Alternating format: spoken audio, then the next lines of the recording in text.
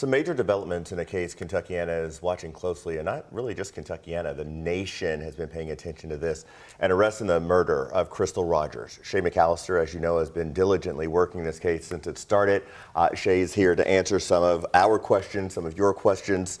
Questions abound when it comes to this, Shay. First of all, thanks for doing this, because I think it's so important that we pull back the curtain sometimes and let people in on how we go about covering stories and then really showing what the story really is. Crystal Rogers, you've been around the country enough times just traveling. I've been around the country enough times just traveling, and you say that name and it gets a reaction. People are familiar with it. Absolutely. Much of that is because of the reporting that you've done. Well, I don't know about that. I do. Thank you. I do. So let's start with the most recent development, and then we'll kind of give some backstory on how we got here. An arrest of a name that has been synonymous with this case since the beginning, Brooks Houck. It's almost hard to believe, because it was 3 months after she went missing, back in 2015. It was October when Ed Mattingly, the Nelson County Sheriff at the time, said, we have a main suspect. His name is Brooks Houck. His brother, Nick Houck, is a person of interest. And he said, quote, I have 8 pages of circumstances that make me believe this. We all thought at that point an arrest was coming any day now. And that was 8 years ago. So it's crazy almost, Eric, that now we are saying he's been indicted with murder. He's been arrested. It's actually happened. And it really was tough for a lot of people to stomach. Full disclosure, I'm from Bardstown. My family is very much aware of this story and concerned about it. And when we heard the name Brooks Houck attached to this, you know, if you go into the Datelines and all the other shows out there, any podcast, they always say it's the boyfriend. The boyfriend did it. So people were drawn to that and couldn't really understand why there wasn't an arrest that was happening. It took a while, and I think that there are a lot of different factors there. I think ultimately, when the FBI stepped in, they had access to resources, both forensic resources, both investigators that were just so experienced that they were able to bring a whole nother level to this investigation, and that was in 2019. But there was a very dedicated detective, John Snow. He worked with the Nelson County Sheriff's Department. He was the lead from 2015 to 2019. And it's my understanding that he did great police work, and that a lot of that police work was used in this ultimate indictment. So you mentioned the FBI stepping in to take some of the reins in this investigation. A lot of us had started using the terminology off camera, full disclosure, cold case, because we're all familiar with cold cases and trying to crack them. But part of this, even with that language kind of being used on the back channel, it never really felt like it was unsolvable. Did the game change when the FBI came in? Absolutely. Absolutely. I think the FBI coming in reignited this investigation. I think people who had given up hope, and that was never the family, to be clear, but there was people in the community thinking, wow, I don't think anyone's ever going to be held accountable for this crime. When the FBI came in, the FBI made it clear they don't take cases that they don't think that they can solve. They wouldn't just take the case to take it. They took it because they believed they could solve it. And I think that that gave a lot of power to the investigation. It certainly brought in a lot of new tips. They told us they were getting hundreds of tips within making that announcement that they were on it. Yeah, as soon as, and we're seeing some video of one of those initial searches once the FBI came into play, and I think the general public was of that same mindset. Things are going to change now. So now we fast forward to kind of where we are currently. Brooks Houck was not the first arrest that was made. He came, what, a week, maybe 2 weeks after the real first break in the case when we're talking about arrests. A couple of weeks later. So it was Joseph Lawson, a name that we had not heard, at least I had not heard, in this investigation, was arrested in connection to Crystal Rogers. And he was charged with tampering with physical evidence, complicity to commit murder, meaning he was helping in kind of some of the planning, or he could have been helping in the planning. And that was the first big break in this case in 8 years. When we went back and tried to figure out who is this guy and have we ever heard of him, we saw the name Lawson in these early police interview tapes. And we have since figured out that Steve Lawson, who was in these early police interview tapes, who was talking to Brooks Houck on the night that Crystal went missing, has a son named Joseph Lawson. We can't confirm if it's the same son, but there's that kind of connection. And that was the big first break in the case. A couple of weeks later, Brooks Houck. Well, we've seen enough of these investigations to know how it works. When you arrest someone, the hope of the arresters, anyway, of law enforcement, is that that person will start singing and start offering information. Not sure if that's the case or not, but we saw what happened a week or two after Lawson's arrest. I want to take it back a little bit, because not only, it's one thing to cover a case or cover a story, however you want to phrase it. You didn't just cover it. You were embedded in it on some level. The family trusts you in a way that other reporters have not seen on this case. Talk me through your relationship with Crystal's mother, and if you could start with the most recent, with the arrest, how Sherry's reacting to all of this. Absolutely. So since the arrest of Joseph Lawson, Sherry has been instructed not to make any kind of comment that makes sense. on these things. I can tell you it's been overwhelming. It's been exciting, but nerve-wracking. You know, you think about, you've been waiting for so long. She's been waiting for so long for this moment, and then it happens. And in some ways, you know, she wants this justice, she wants this closure, but this also means that her daughter is dead. Her daughter is dead, and that's a really heavy thing, I think, to soak in. So Sherry has made no official comment. She's been asked not to, but we are close. You know, I've been working with her, covering her daughter's case for 8 years, and so I have talked to her, and I think overwhelming and nervous is probably the best way to put it. Has anything changed with Sherry over the years? Because I remember right when all of this happened, she was steadfast. We're going to figure this out. We're going to solve this. We're going to get justice for my daughter. Fast forward a year, 2 years, 3 years. It was the same stance. But I know that you've had more in-depth conversations with her. What's changed, if anything, with her? Or is she as steadfast as she presents? She's absolutely as steadfast. Absolutely. I don't think her determination has changed one bit. If anything, I think she might have been giving more here in the last few years when she was feeling like, why is this taking so long? But Sherry has worked so hard to get FBI to take over the case, asking state leaders, you know, the Attorney General's office, the governor, to listen to her, to hear this case. She made multiple trips to Frankfurt over the years, pleading with lawmakers to help her, to send resources to Nelson County. She's been so determined. And in a lot of ways, you know, she says, and she's so right, it is her hard work paying off that we are getting movement in this case. I think, if anything, the shift we saw was when Tommy was killed. That was going to be my next question, because it's one thing for us to talk about Crystal Rogers in a vacuum, if that were the only case that we were talking about. But we're talking about Tommy Ballard, her father, and Sherry had to deal with that also. Take me through what happened with Tommy Ballard, because Tommy, as Crystal's father, was very much involved, as Sherry was, in trying to get answers.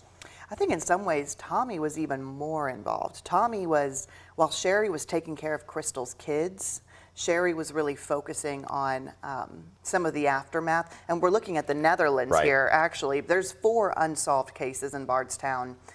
Here's Tommy right here. The Netherlands, of course, one of the other ones. But we'll talk about them in a second. And also Jason Ellis, who you see there. We're at the 10-year point of his death. But back to Tommy, you were saying he was really the aggressor at trying to get information. I mean, when Crystal went missing, she had little kids. She had little kids, 5 of them. And Sherry was so involved in raising them, especially after she went missing, where she had full custody of some, partial custody of others. And so she was thrown into full-time mom mode, while Tommy was the one planning searches, leading searches, going to the sheriff's department, requesting documents, turning over evidence, interviewing people. He was running his own little investigation there. And when he was killed, I think it was this, not only the weight of losing her husband, but of having to pick up on both of their cases and run forward. And she did that. Talk to me about his death. What happened to him? So Tommy Ballard was killed November 2016. It was just about 15 months after Crystal went missing. He was going hunting with his grandson and his son. And his son had not made it there quite yet. It was just Tommy and his grandson. They'd parked the truck. They'd gotten out of the truck. They had started looking around. It was his property that he was very familiar with, property that they hunted all the time. And he was scouting something out. His grandson was walking back toward the truck. He had forgotten something, and Tommy was shot and killed right there. And initially, there was some mixed reports on what had happened. Initially, I think it was state police was saying it could have been a hunting accident. And that was really detrimental to Sherry. Sherry did not like that. She challenged it, and eventually state police did change it to, okay, this was a homicide. He was killed. This was not an accident. That was very, very important to Sherry. So that's the official reporting. On the back channel, the conversations were very different. From what I remember is this was a hit, is what people were saying. And I'm not asking you to confirm that, but just if you could kind of talk about some of the things. And this goes to the reporting difficulty also, because you've got to weed through a lot of these things. What were some of the theories around Tommy's death that you were hearing? I think that it was hard not to believe that they were somehow connected just because Tommy held such a critical role in his daughter's case. He was so determined to find answers. Everyone believed he would find answers. He was throwing around a run for sheriff because he wanted to lead the department that was in charge of her case. You know, he was going to solve it. I think everyone believed that. So when he was killed, certainly some questions on, was it the same person who had taken Crystal's life? Was there some connection there? A lot of questions there. You know, Eric, you mentioned the difficulty of when we're reporting, where we have so much more information than we can ever put out to the public. And it comes from a million different people. It comes from law enforcement, it comes from family, it comes from random people who just send me pieces of information in email. That it can be difficult at times because we know so much, but it's not always responsible to share it. Right. So the word connection has come up several times. I mentioned if we were talking about Crystal Rogers in a vacuum, that would be one thing. If we were talking about Tommy in a vacuum, that would be one thing. But we just referenced the Netherleys and we referenced Jason Ellis. So let's take it back to 2013. I believe Jason Ellis was before the Netherleys, if I'm correct. That's right. So let's go back to 2013 and start the conversation about what happened with Officer Jason Ellis. So Officer Jason Ellis, working at the Bardstown Police Department, described as a goofball, well-liked, not only in the department but in the community. I just interviewed his parents, his mom and his sisters a couple of weeks ago, and they said that they remembered even stories of people who had been arrested by him and respected him and, you know, appreciated him for that. That's the kind of officer he was. He was on the way home from work, and it was a late shift. He got off around 2 in the morning, drove his normal route home, and when he was on the exit, leaving the Bluegrass Parkway to head home, the way he always did, there was purposely placed tree limbs right there on the exit. And he's a public servant. He wasn't going to just drive around them. He stopped his car, flipped on his lights, got out to move the tree limbs, and as he was doing that, he was shot multiple times in the neck, in the chest, and he was killed right there. And while we've had movement on the Crystal Rogers case, what type of movement, if any, have we had on the Jason Ellis case? Very little. Very little. I think part of that is it's a police officer, and just inherently those are so tight-lipped. We don't really hear too much behind the scenes from investigators. Another part is Kentucky State Police leads that investigation, as they do Tommy's, and I don't really hear from them at all. Yeah. Whereas with the FBI and the Nelson County Sheriff's Office, I do hear a little bit of movement, and I can hear when things are starting to happen. I really don't get that on the other cases, mostly because I just don't have that connection with the Kentucky State Police Department. You did have some movement in terms of an interview that you had not had before recently with members of Jason Ellis's family. You went up to Cincinnati to speak with his sisters and I believe his mother. Yeah. What was that conversation like? Well, it was interesting because, you know, this family has not wanted to do an interview. And when we were talking after the arrest in Crystal's case, they said, we want to do something. We want to get Jason's name back out there. I think seeing the movement in Crystal's case was kind of a shock in a way that they were thinking, okay, let's start talking about Jason again. Let's see if getting his name back out there might bring up some tips. Ultimately, I think they're also hoping that in some way there is a connection between the cases, because that would mean solving one is solving the rest, at least getting them closer. And that's the conversation throughout Bardstown and Nelson County. There are still people who staunchly believe all of these are connected on some level, not proven, but that's the undercurrent that's happening. And included in that are the Netherleys. What happened with them?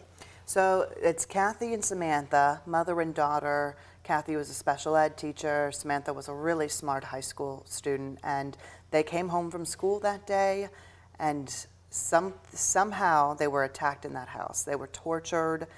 It was a brutal killing. Investigators told us the crime scene was incredibly graphic. And when they didn't show up to school the next day is when someone went to the house and found them there. This one is interesting though, Eric, because it is another horrific crime that's unsolved in the Bardstown community. But both the Netherlands family and the other families have questioned if they're connected. People always want to put them all together. This is the one that really kind of sits on its own. The family has been very quiet. They do not do media interviews. They don't ask for attention on the case. I think that at first they did, but they really don't anymore. And it's been years since I've talked to the family, but last time I talked to the family, they told me specifically they did not want that case being connected to the rest. And it was when we were doing the podcast. Right. And so that was the backdrop that led up to the Crystal Rogers case when that happened. I do know, obviously, and it's been widely reported, that Crystal and Brooks have a son together. I know your reporting has been very intentional about how you've covered that. What do you want to talk about when it comes to that custody? I think what people can know and is worth reporting is that there's a custody battle happening between the Houck family and the Rogers family, Ballard family, really, over their son, which is Eli. He was just a child when Crystal went missing. He was a toddler. And at first, that Sherry was very involved in his life, and then that stopped. And I know right now, both Sherry and Brooks Houck's mom, Rosemary, are both trying to get custody. I posted this on social media just a couple of days ago that I think, that's kind of as far as I'm going to go with this one, just because we're talking about a child, and I don't know that that is responsible or ethical for a bunch of adults, media or not, to be super involved in the life of this child. And so I think I'm going to leave anything else to the families to share when they want to. I wanted to point that out purposefully because I knew that would be your answer. And the reason I think it's important that people hear that directly from you is it restores a lot of confidence that some journalistic agencies have lost over the years. It really does. It shows that we're going to do it this way because it's the right thing to do. And I think at the end of the day, that's the check mark that we need to be able to really put a checkbox in. So I appreciate your reporting for that. When it comes to the what's next, I've got two questions left. One, what's next in the case of Brooks Houck? And then we'll talk a little bit about that podcast. So when it comes to the arrest that's been made with Brooks Houck, where are we? Where are we going? What's next? Okay, so Brooks Houck is in jail today, but that could change if he does get a bond reduction in the case and he's able to pay that bond. It's $10 million cash today. We don't know when or if it will be lowered. He's asking for it to be lowered. And if that's the case, he will be released. He has asked for a GPS work release. If he gets that, he'll be able to kind of continue life, going to work, living in Bardstown, while he waits for his case to go through the courts. And we don't know when or if that would happen. Ultimately, we're probably looking at a trial here. Yeah. And that could be a year away still. Well, we've seen your reporting over the years. We've got several images of that, and it's worth pointing out too, because you don't have in local news markets a lot of longevity when it comes to reporters, and certainly not reporters covering the same story for 5, 6, 7 years. And that's certainly been the case here, and you can see why the family trusts you so much, because you're out there with them. I mentioned at the top of our conversation the podcast, which is one of the reasons, I think the reason, that so many people in the country are aware of this story. What's next with that, if anything? I know obviously you'd love for there to be a conclusion so you can round out the story, but are there any plans as of right now to do any kind of updates in real time? We're not sure. The team, it wasn't just me, it was a whole team behind the podcast. We're trying to figure out what to do with it now, where to take it. We usually do update episodes whenever something happens. Now we've had some really big things happening, and we're trying to figure out how to handle that. Is it just one episode? What is the right move here? And we're not really sure yet. We're definitely getting a lot of requests for that. So that is something we're talking about and trying to figure out. What did we miss, Shay? Anything? I know this is a series of stories that has garnered a lot of attention. People literally write you and ask you questions. What do you want to say that I just did not ask you? I think you did a fantastic job. I like talking about this case. I like the opportunity to share some of those things that maybe get lost in the 90-second report that is on the news. I think it's important. This is very important to me. I've been working on it for so long. I care so much about the families involved here. I cover a lot of unsolved cases, but like you said, it's very special in local news to be there at the beginning and actually get to see it through till the end. It's so unusual, so unique, and I consider it a real honor and privilege. You're going about the right way. Your reporting is top notch, and I think it's what the community deserves. So thank you. Thanks, Eric.